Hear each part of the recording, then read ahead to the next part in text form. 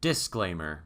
These are fan-made power levels and are no way official. The last stated power level is future Trunks at a power level of 5. Please enjoy the video. Hello everyone, I am the Golden Scouta, and welcome to my newest edition of the Power Level Explained series. This will conclude my Power Level series for the original run of Dragon Ball Z. I am going to start with DBZ Movie 9, Bojack Unbound, which is the English title. The Japanese title is The Galaxy at the Brink, The Super Incredible Guy. If you've seen my movie series before, you know I like to figure out where they could potentially fit in the timeline, so we can get an idea of how strong the characters are.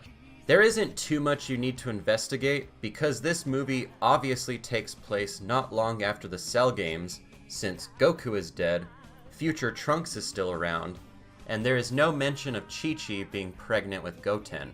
Just for reference, a lot of the numbers I am pulling are from my Cell Games Power Level video, so you can watch that if you would like more context. The movie plot begins with a tournament, very fitting for Dragon Ball. However, it is an intergalactic tournament. The first real fight is Trunks versus Ten Shinhan, with Trunks ending up the victor. So I'll place future Trunks at 28 million and Ten Shinhan at 400,000, pulled directly from that video that I just mentioned. The second fight, if you could even call it that, is Piccolo versus Krillin, or Kuririn if you're going with the Japanese pronunciation. So for Piccolo, put him at 1,050,000,000 and Krillin at 600,000. After these series of battles, the drama of the movie begins as Bojack's henchmen replace Mr. Satan's fighters and proceed to fight the victors of the first tournament. The first one shown is Zangia, who easily defeats Krillin. Trunks then gets ambushed by Kogu, who is easily able to fight with him. However, Trunks is a Super Saiyan, or Super Saiyan if going with the Japanese pronunciation, is able to kill him without any trouble when fighting one-on-one, even after Kogu powered up. So I'll place Super Kogu at 900 million, and just using the 50 times multiplier, that puts Super Saiyan Trunks at 1,400,000,000. Trunks then gets knocked out by Bojack, and the big battle of the movie starts. Yamcha, Ten Shinhan, Piccolo, and Vegeta all arrive at the location. Yamcha and Ten Shinhan are easily knocked out of commission, which comes as no surprise. Bojack's crew in general have a lot less raw power than every Super Saiyan. Their main strength is their teamwork, and their psychic strings, which are able to drain their opponent's power and restrict their movement. I think Bojack's crew are all relative in power, minus Kogu whenever he powered up. There isn't any clear statements or indication that one is stronger than the other, so I think they're all pretty relative in strength. So with Beidou, Bujin, Zangia, and Kogu, I'll place them around 750 million, give or take. Bojack is the strongest of them all. Without transforming, he easily defeats Piccolo and Super Saiyan Vegeta. So I'll put initial Bojack at 3,250,000,000, and then Super Saiyan Vegeta at 1,500,000,000. After some fighting, Bojack transforms and makes quick work of Trunks. Gohan is the only fighter left at this point, but doesn't last long considering he is fighting 4 opponents at once. With Super Bojack, there is no clear statement or comparison to how strong he is to other villains. However, since the movies tend to parallel some of the story beats of the arcs that are in the same time period, I would like to think that Bojack is comparable to Perfect Cell, not Super Perfect Cell. So Super Bojack, for this reason, I will place him at 5 billion. With Gohan, these numbers are directly pulled from my Cell Games video. Base Gohan, 68 million, and Super Saiyan Gohan at 3,400,000,000.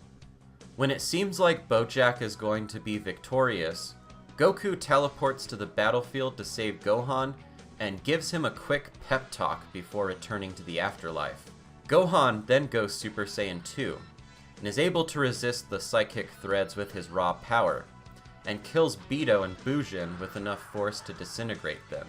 This here made it clear that Bojack's henchmen are supposed to mirror the Cell Juniors in the Cell games, but they are nowhere near as powerful considering how easily Trunks killed Kogu, whereas the Cell Juniors gave the entire Dragon Team trouble.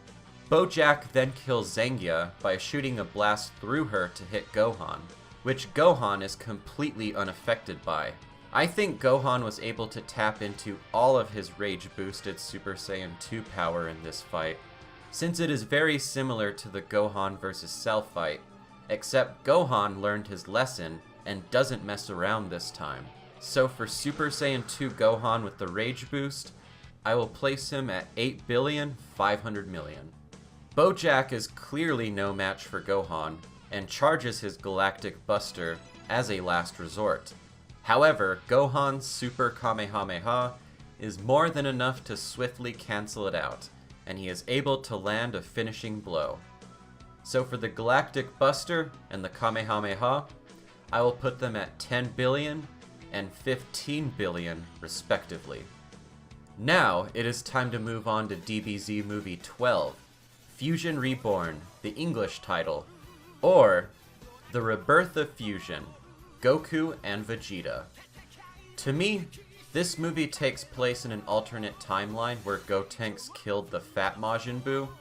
Since this movie takes place in between DBZ episodes 258 and 259 in the timeline.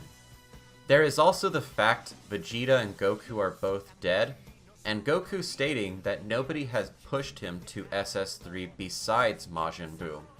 Like the last movie, this one and the next one will have a lot of numbers pulled from my Majin Buu arc power level video, so you can watch that if you would like more context.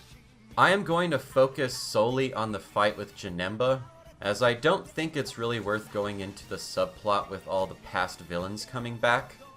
I don't think I need to go into why Gohan, Goten, and Trunks are enough to take down the past villains. I will say that Gohan doesn't seem like he was in his ultimate form, since he doesn't have the eye design which indicates it. I don't think he needed it to defeat Frieza anyways, who clearly wasn't even at full power. Pikkon, or Paikuhan if you're going with the Japanese pronunciation, is also in this movie, so I'm going to scale him. Since he did defeat Cell in the filler Afterlife tournament arc, I will place him at 8 billion. With Goku, this number is pulled directly from my Majin Buu arc power level video. In his base form, I placed him at 100 million. When Goku meets Janenba, he says his infamous line of, "I ain't never felt a ki as amazing as this," which is just an outright statement that Janenba is stronger than Fat Buu, which I'll place Janenba at 32 billion because of this. Goku then transforms into a Super Saiyan 3 and defeats him pretty easily. So using the Super Saiyan multipliers, this puts Goku as a Super Saiyan 3 at 40 billion. Once Goku defeats Janenba, it prompts him to transform, and Janenba then turns the tables. Vegeta then enters the fray. So for base Vegeta, I have him at 100 million, and as a Super Saiyan 2, 10 billion. Super Janenba is stated by Toei to be the strongest Dragon Ball Z movie villain, and will be reflected as such. Janenba parallels Majin Buu in that he starts off sort of childlike, but possesses incredible powers and abilities, and then transforms into a meaner and more powerful villain. So for this reason, I will place Super Janenba at 400 billion. Goku and Vegeta fuse into Super Gogeta, who easily defeats Janenba. So using my fusion multiplier for the dance, this puts Super Gogeta at 1 trillion.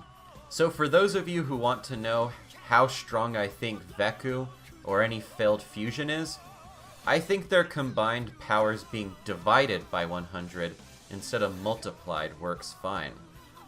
Next up is DBZ Movie 13, The Wrath of the Dragon, the English title, or Dragon Fist Explosion. If Goku won't do it, who will? This movie is not too difficult to figure out where it would be in the timeline, since it is clear it takes place shortly after Kid Buu is defeated. I don't think characters like Goku or Vegeta got notably stronger, So I think that they're just about as strong as they were in Fusion Reborn. The power scaling is also a little bit tricky, since Goku is clearly the strongest character of the entire Dragon team. I'm going to have to go with the anime power scaling, where Kid Buu is outright stated to be the strongest out of all the Majin Buu. Thus, I can't pull my numbers for Gohan or Gotenks from my Majin Buu arc power level video, since it is strictly manga-based scaling. I will use these numbers for them for the sake of the movie. Super Saiyan 3 Gotenks at 30 billion, and Ultimate Gohan at 35 billion. With Tapion, Goku exclaimed that he felt an incredible ki coming from him when he was released from the music box. However, it could be interpreted that the ki is actually Hirudegarn's, and it makes sense when you actually think about it. There isn't any clear indication to how strong he is besides being described as a brave warrior, but I don't see him being comparable to a Super Saiyan. I think his strength comes from his magical ocarina and his sword. So for Tapion, I'll just place him at about 75 million. Hirudegarn is one of those movie villains that have those crazy abilities that make him able to take on more than what a normal villain could. He has a strange ability where it is described by Goku that he becomes unsolid when he is not attacking. There are two key lines from Goku. Quote, "No matter how much power we have, it's no use against him," unquote.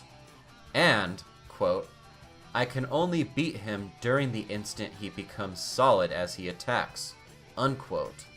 This shows that there is more than meets the eye with Hirudegarn. As I said before, he is stated to not be as strong as Janenba, and it makes sense since fusion was needed to defeat Janenba, whereas Goku is able to defeat Hirudegarn with his technique that would later become a staple in Dragon Ball GT. Vegeta is defeated pretty quickly by Hirudegarn.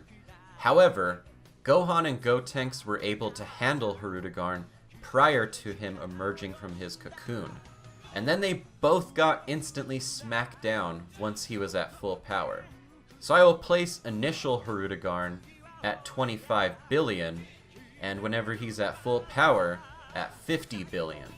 Later in the fight, Trunks is able to catch Hirudegarn off guard and slice his tail off and damages him, which I think was enough to weaken him to where he was on par with SS3 Goku power-wise.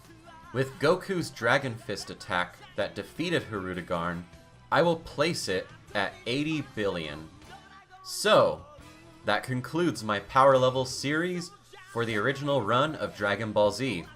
I hope you all enjoyed. I don't know if I will make a series for GT or Super, but it is possible. It all depends on what the future holds. But I do plan on making general power scaling discussion videos, even if they're not directly power level related. But with that, like, comment, and subscribe. There will be more videos coming. Have a great day, everyone.